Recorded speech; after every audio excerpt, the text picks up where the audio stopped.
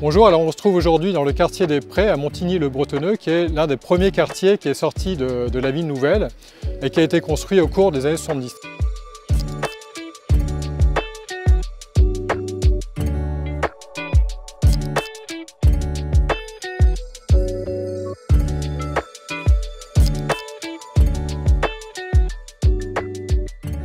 Alors on connaît surtout comme premier quartier celui des Sept-Mares à Elancourt, et il y a aussi le quartier des Prés.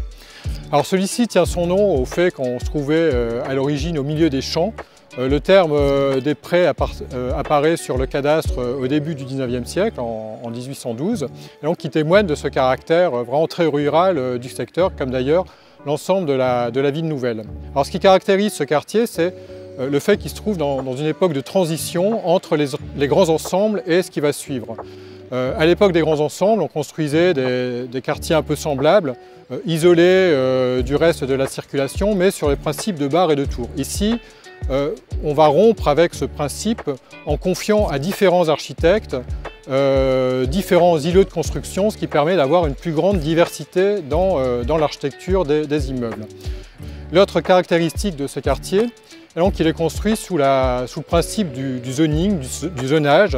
C'est un îlot qui fonctionne avec une relative autarcie, à l'écart des grands axes de circulation qui le ceinturent.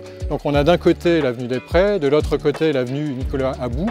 Et ici on se trouve dans une cité épargnée de toute circulation automobile. C'est les principes de l'urbanisme et de l'architecture moderne qu'on retrouve tout le long des 30 Glorieuses, pour avoir une nette séparation, d'un côté la voiture, d'un côté les piétons.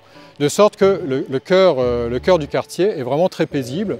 C'est un havre de paix et c'est ce que recherchaient les urbanistes de l'époque. Il ne s'agit pas du tout d'une cité dortoir, puisque à la périphérie, on a notamment les établissements scolaires où peuvent aller les jeunes du quartier, de la maison de la petite enfance, de l'école maternelle jusqu'au collège. On a également des équipements sportifs et un petit centre commercial.